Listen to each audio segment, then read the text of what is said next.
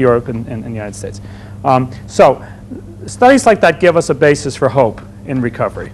And we need more of them, and you need to know about them. I'll just go by a couple of other things. Recovery can occur even though symptoms reoccur. All of you know that in most major mental illness, you're really talking about a course that goes like this. Okay? People do very well, they have good times, they do poorly, they have challenging and bad times, they come back and do well again, and so forth.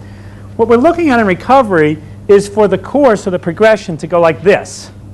Okay? And within that, for people to do very well sometime and poorly, but that the general direction is toward greater control over your life, greater confidence in what you're doing, greater success along those 8 or 10 outcomes that we talked about. Okay, is everybody with me? So you want to watch the direction of change and not get discouraged if somebody happens to be down here at a moment, because that's the nature of what people struggle with. And the good news is that working on recovery, taking responsibility for your life and recovery, changes the frequency and duration of your symptoms. Okay? You have less frequency, and when you have challenging symptoms, they tend to last less long. Recovery is not a linear process. You know, it's a process. It's not a destination. It's something we all do for our lives. Recovery from the consequences of the illness is often harder than the recovery from the illness itself. Anybody have an idea what that means?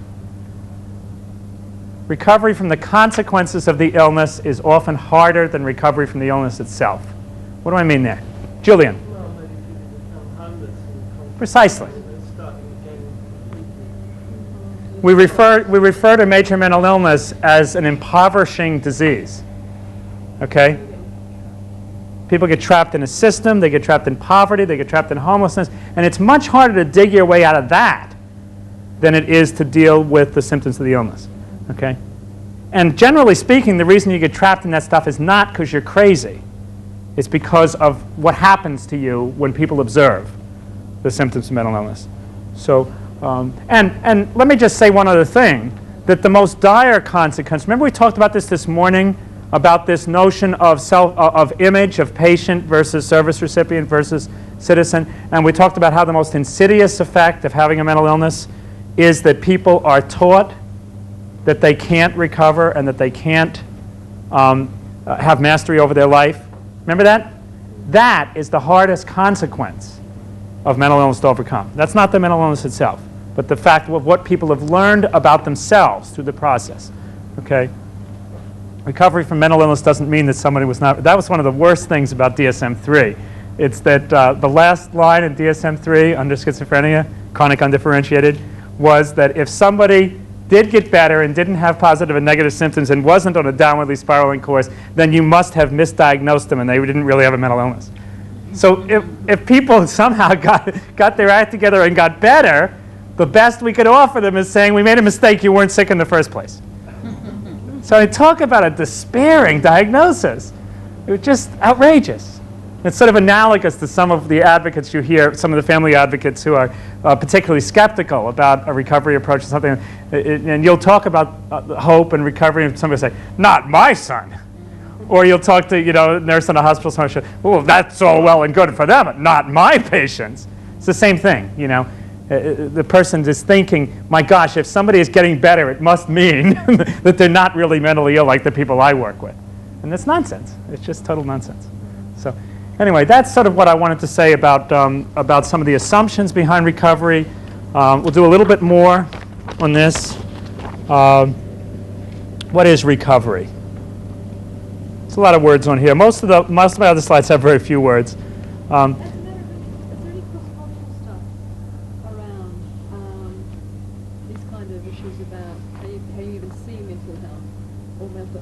Yeah, there's a lot of good information on how mental illness is viewed in different cultures and what the consequences are in terms of how people are treated.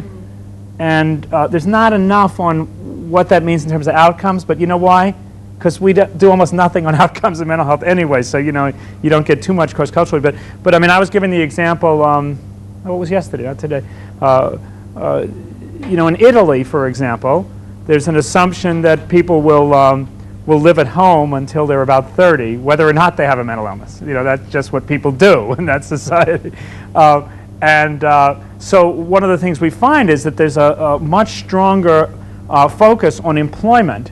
All the resources we put into homelessness, accommodation, rent subsidies, trying to figure all this stuff out, there isn't a need in most Italian programs to do that kind of thing. They can really focus on the employment piece. And of course, if they do a good job with the employment piece, a lot of that other stuff doesn't matter. You know, there's very strong understanding in other cultures, including in Italy. I'm thinking of China as well. That work is the most healing of experiences for people. So that there is an expectation in some other cultures that no matter how much you're struggling with the symptoms of a mental illness, that you will continue to work. You'll continue to be productive in some way. And it's neat to see us notice that and then start to incorporate that into our programs. You know, one of the nicest ways I think I've seen that happen in crisis-oriented services is if you hold out an expectation, first of all, that most people do not have to go to a hospital during a crisis, that you can provide the intensity of support often in their own home, unless the home is disorganized so much that it's not helpful to them. But that one of the things you're doing when you're providing support to people in their own home in the middle of a major psychiatric crisis is you're expecting people to do as much as they can do functionally in that home. So if a person is you know, having very, very active delusions, it doesn't mean that they can't cook that day. Another person might not be able to cook, but that person might be able to make their bed and clean their room. And it is enormously healing for a person to go through a psychotic episode, for example, and still have many parts of their life continuing. You know, we have a crisis program in our state in Vermont called the Home Intervention Program, which only serves that narrow group of clients who have rejected every other voluntary support or crisis service, and they're just about to get sectioned into the state hospital. And this team meets them at the door of the state hospital and says, would you like one other alternative? This is the last alternative. So it's really the folks who are in the worst shape in terms of just major psychiatric crisis in the whole state. Small number of people, and that's who this is offered to them. But the whole focus of that program is people continuing to function all the way through. And the interesting thing is you go to that program and they have, I was talking about it yesterday with the purchasers, the level of clinical services and support is much better there than in a hospital, even though it takes place in a big apartment, set of apartments they've rented or in the person's own home. In other words, they can do 24-hour one-on-one suicide watches with people, including being right in the bathroom with them when the person